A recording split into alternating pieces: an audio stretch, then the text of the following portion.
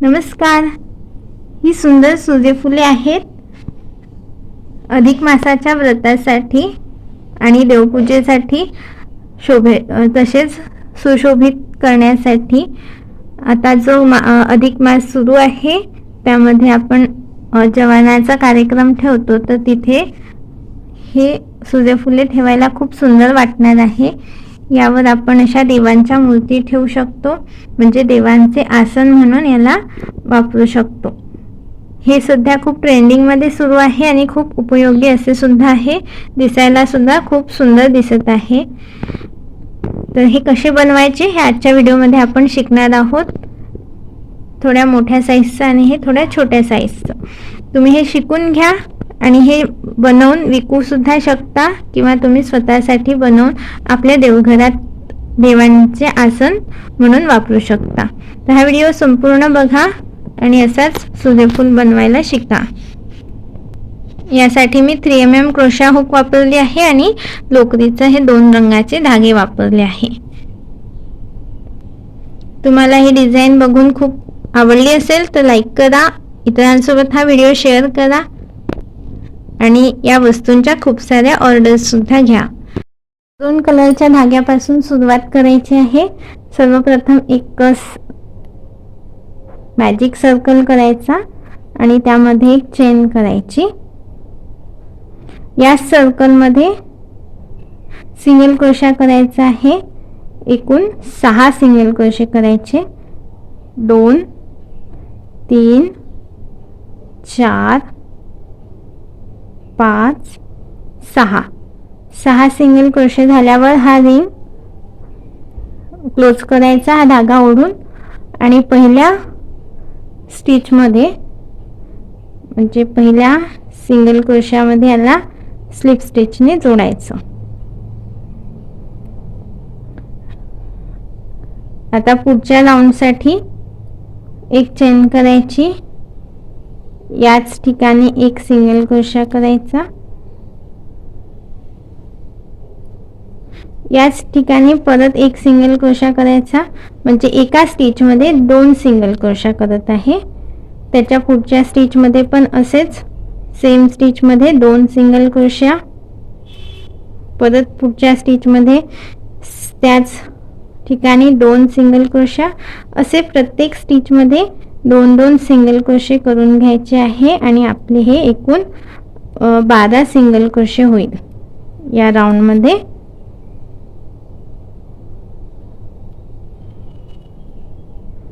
तर हे झाल्यावर दाखवते मी. हा आपला दुसरा राऊंड आहे. हे बघा 12 सिंगल क्रोशे झाले आहे. आता इथे परत पहिल्या स्टिच मध्ये म्हणजे पहिल्या सिंगल क्रोशामध्ये याला स्लिप स्टिचने जोडायचं. आता तिसऱ्या राऊंड साठी एक चेन करायची.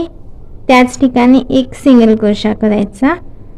त्यानंतर त्याच्या पुढच्या स्टिच मध्ये सेम स्टिच मध्ये 2 सिंगल क्रोशे करायचे. मग पुढच्या स्टिच वर एक सिंगल क्रोशा करायचा, म्हणजे एका याच्यात एक सिंगल क्रोशा, त्याच्या पुढच्या याच्यात 2 सिंगल क्रोशा, असे 1 2 1 2 या पॅटर्नने हा राऊंड पूर्ण करून घेऊ. हा राऊंड पूर्ण झाला आणि ह्या राऊंड मध्ये आपल्याला एकूण 18 सिंगल क्रोशे मिळाले आहे. त्यानंतर पहिल्या स्टिच मध्ये स्लिप स्टिचने जोडून घ्यायचं. एक चेन करायची. आता याच्या समोर आपल्याला हा चौथा राऊंड करायचा आहे. त्याच ठिकाणी एक सिंगल क्रोशा करायचा. त्याच्या पुढच्या स्टिच मध्ये एक सिंगल क्रोशा आणि आता त्याच्या समोरच्या स्टिच मध्ये सेम स्टिच मध्ये 2 सिंगल क्रोशे करायचे.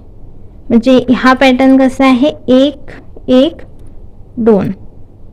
एका स्टिच मध्ये एक सिंगल क्रोशा, पुढच्या स्टिच मध्ये एक सिंगल क्रोशा आणि त्याच्या पुढच्या स्टिच मध्ये 2 सिंगल क्रोशा. 1 1 2 या पॅटर्नने हा राऊंड पूर्ण करून घेऊ. हा आपला चौथा राऊंड झालाय आणि यामध्ये आपल्याकडे 24 सिंगल क्रोशे झाले आहे. या राऊंड मध्ये स्लिप स्टिचने जोडून घेतलं. एक चेन करायची आणि पुन्हा त्याच ठिकाणी एक सिंगल क्रोशा करायचा. पुढच्या स्टिच मध्ये एक सिंगल क्रोशा, परत पुढच्या स्टिचमध्ये एक सिंगल क्रोशा, असे 3 वेळा एक एक सिंगल क्रोशे करायचे आणि मग पुढच्या स्टिचमध्ये 2 सिंगल क्रोशे करायचे. एक वेळा एक सिंगल क्रोशा, दुसऱ्या ह्याच्यात एक सिंगल क्रोशा, तिसऱ्या ह्याच्यात एक सिंगल क्रोशा. 3 वेळा झाल्यानंतर पुढच्या स्टिचमध्ये 2 सिंगल क्रोशा सेम स्टिचमध्ये, म्हणजे एक एक एक मग 2. हे बघा, अशा प्रकारे हा राऊंड पूर्ण झाला. हा 5वा राऊंड आहे आपला. 2 3 4 5. तर यामध्ये आपल्याला पहिल्या स्टिचमध्ये स्लिप स्टिचने जोडून घ्यायचं आहे.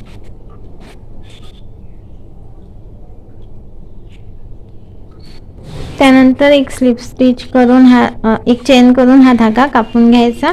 आता आपल्याला करायचं आहे पाकळ्या. त्यासाठी आपण घेणार आहोत असा एक डार्क पिवळा रंग, कारण हे सूर्यफुलाच्या पाकळ्या आहे. एक स्लिप नॉट करून घ्यायची. स्लिप स्टिच झाल्यानंतर कोणत्या एका स्टिचवर याला सिंगल क्रोशाने जोडायचं. त्यानंतर 2 चेन करायच्या. पुढच्या स्टिचमध्ये डबल क्रोशा करायचा.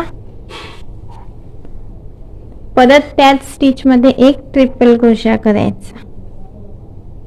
ट्रिपल क्रोशा म्हणजे आपण हुकवर 2 वेढे घेतले आणि 3 वेळा काढली हुक बाहेर. आता 2 चेन करायच्या आणि इथे पहिल्या चेनमध्ये स्लिप स्टिच करायचा, म्हणजे हा काय झाला, एक पिको स्टिच झाला. या प्रकारे पिको स्टिच झाल्यावर पुन्हा पुढच्या स्टिचवर एक ट्रिपल क्रोशा करायचा.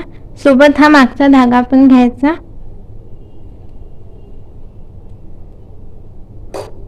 त्याच ठिकाणी एक डबल क्रोशा करायचा. आता डबल क्रोशा म्हणजे एक वेळाच विडा घेतला हुकवर. आता 2 चेन करायच्या आणि पुढच्या स्टिचवर स्लिप स्टिचने जोडायचं. ही झाली एक पाकळी तयार. आता दुसऱ्या पाकळीसाठी 2 चेन करायच्या. पुढच्या स्टिचवर एक डबल क्रोशिया. हेच रिपीट करत आहे आपण, पण परत एकदा दाखवते. त्याच ठिकाणी एक ट्रिपल क्रोशा. 3 वेळा हुक बाहेर काढायची. 2 चेन. पहिल्या चेनमध्ये एक स्लिप स्टिच करायची. पुढच्या स्टिचवर एक ट्रिपल क्रोशिया. परत त्याच ठिकाणी एक डबल क्रोशा. त्यानंतर 2 चेन करायच्या आणि पुढच्या स्टिचवर स्लिप स्टिच करणे जोडायचं. अशा प्रकारे ही दुसरी पाकळी तयार झाली. म्हणजे 2 चेन, त्यानंतरच्या स्टिचवर एक डबल क्रोशा आणि त्याच स्टिचमध्ये एक ट्रिपल क्रोशा, मग 2 चेन आणि पिको स्टिच. पुन्हा मग रिव्हर्स करायचं, एक ट्रिपल क्रोशा त्याच ठिकाणी एक डबल क्रोशा आणि 2 चेन करून पुढच्या स्टिचवर स्लिप स्टिचने जोडायचं. अशा सगळ्या पाकळ्या करून घ्यायच्या आहे. झाल्यावर दाखवते. सोपी आहे आणि अशाच प्रकारे काहीच बदल नाही आहे, त्यामुळे हा करून घेऊ. अशा प्रकारे आपण सगळ्या पाकळ्या करून घेतल्या आणि ह्या एकूण 10 पाकळ्या झाल्या आहे. हा जो 5वा राऊंड होता ब्राऊन कलरचा, याच्यात आपण एकूण 30 सिंगल क्रोशे झाले होते. बहुतेक मी ते किती आहे ते सांगितलं नव्हतं. आता ह्या सगळ्या पाकळ्या झाल्यानंतर इथे स्लिप स्टिचने जोडलं आणि एक चेन करून हा धागा कापून घ्यायचा. तर आपलं इथे हे सुंदर सूर्यफुलाचं आसन तयार झालं आहे. तुम्ही हे धागे मागून हाईड करू शकता हुकच्या मदतीने आणि जास्तीचे धागे कापून घ्यायचे.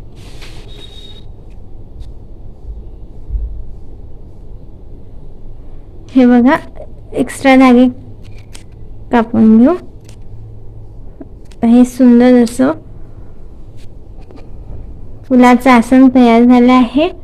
मला जर याच्यापेक्षा थोडा मोठा साईज बनवायचा असेल तर हा जो 5वा राऊंड आहे त्यानंतर आणखी एक राऊंड करायचा 6वा आणि त्यामध्ये 4 वेळा एक एक सिंगल क्रोशा घ्यायचा आणि 5व्या स्टिचमध्ये 2 सिंगल क्रोशा घ्यायचे. तर अशा प्रकारे तुम्ही वाढवू शकता आणि मोठं आसन सुद्धा बनवू शकता.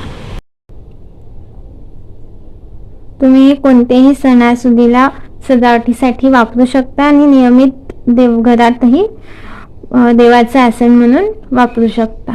तुम्हाला हा व्हिडिओ नक्की आवडला असेल तर व्हिडिओला लाईक करा, इतरांसोबत शेअर करा आणि चॅनलवर नवीन असाल तर सबस्क्राईब करून बेल आयकॉन सुद्धा प्रेस करून ठेवा.